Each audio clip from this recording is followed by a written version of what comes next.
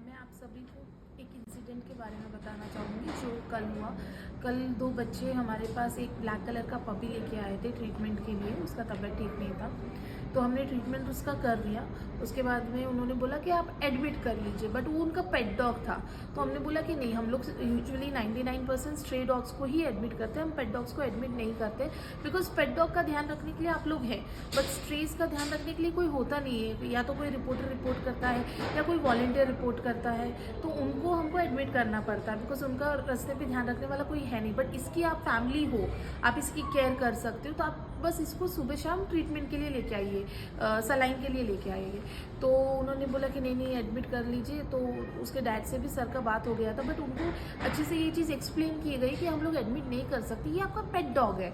तो उस समय वो लोग चले गए, बट उन्होंने क्या किया कि रात के 11 बजे हमारे हेल्पलाइन पे हमें मैसेज मिलता है कि उन्होंने जो वो अपना पपी है वो हॉस्पिटल के बाहर छोड़ के चले गए हैं, और वो बोल रहे हैं कि हमने हमारा पिल्लू आपके हॉस्पिटल के बाहर छोड़ दिया, आप प्लीज़ उसका ध्यान रखो। तो हमने उनको कॉल्स किए, उन्होंने पिक नहीं किया। हम इमीडिएटली स्टाफ जो है वो बाहर ढूंढने गया, पपी को चारों तरफ ढूंढ लिया, बट वो पपी कहीं पे भी मिला नहीं हमको। हम लोग मेन रोड तक भी गए, सब जगह ढूंढा, लोगों को पूछा, बट पपी वहाँ पे नहीं था। तो ये कितनी गैर जिम्मेदाराना चीज़ है कि आप ऐसे कैसे कर सकते हो। वो उस डॉग को आपने पाला है। और मैं एक और चीज़ आपको बताना चाहूँगी कि वो जो पपी है उसका जो टेल है वो नहीं है, डॉग टेल है।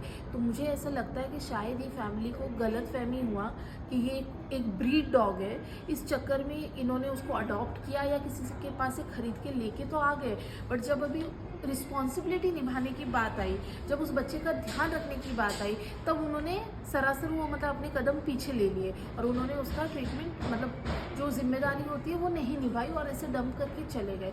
तो मैं आप सभी को बताना चाहूँगी कि इन बच्चों में बहुत इमोशन होते हैं, आप प्लीज़ ऐसे मत कीजिए। आप कोई भी बच्चे को घर पे मत लेके आइए अगर आप उसका रिस्पॉन्सिबिलिटी नहीं ले सकते हो तो, क्योंकि ये बच्चे आराम से 15 साल के ऊपर जीते हैं। अगर आपको लगता है कि आप इतने केपेबल हो कि किसी भी बच्चे को 15 साल तक सेम वे में आप पाल सकते हो, बिना कोई भेदभाव किए या बिना अपने ज़रूरत के हिसाब से उसको डंप किए या अबैंडन किए, तभी मैं बोलूँगी कि आप लोग अडॉप्ट करिए। अदरवाइज़ आप लोग प्लीज़ कोई भी बच्चे को अपने घर पे मत लेके आइए। उन लोगों ने ऐसे डंप कर दिया इस बच्चे को, हमको बहुत बुरा लगा। रात भर हम लोग टेंशन में थे कि वो बच्चा कहाँ गया होगा, क्या कर रहा होगा। उसके हाथ में कैटेटर भी लगा हुआ था बिकॉज उसको सलाइन दिया था। दूसरे आज मॉर्निंग में हम लोग वापस उसको ढूंढने गए और लकीली वो बच्चा हमें वाकर चौक में मिल गया। हॉस्पिटल से करीबन 2 किलोमीटर की दूरी पे हमें वो मिल गया बच्चा। हम इमीडिएटली उसको लेके आ गए, हमने एडमिट कर दिया, ट्रीटमेंट स्टार्ट कर दिया। उसके जो सिम्टम्स है वो काफ़ी कन्फ्यूजिंग है, मिक्सड है, बिकॉज वो राउंड घूम रहा है, वो काटने की कोशिश कर रहा है, उसके मुंह में से फेज आ रहा है। तो हम ट्रीटमेंट तो उसकी कर रहे हैं, बट मैं आप सभी से रिक्वेस्ट करूँगी कि प्लीज़ आप वीडियो शेयर कीजिए और आप प्लीज़ ऐसे मत कीजिए, किसी भी बच्चे को ऐसे अबैंडन मत कीजिए किसी भी शेल्टर के बाहर में। जो भी है वो रिस्पॉन्सिबिलिटी आप अपनी निभाइए, बिकॉज हम लोग स्ट्रेस के लिए काम करते हैं, तो एटलीस्ट अपने पेट डॉग का तो आपको रिस्पॉन्सिबिलिटी लेना चाहिए। और अब उनका हमको कॉल आता है लकीली आज, और वो लोग बोलते हैं कि हमको डॉग लेके जाना है पपी। तो हमने बोला क्यों, तो बोल रहे कि किसी मैडम ने उसका गवर्नमेंट हॉस्पिटल में एडमिशन करवाया तो हम उसको लेके जाएंगे। तो उन्होंने बोला था कि वो अभी शाम को आएंगे, बट अभी तक तो वो आए नहीं है।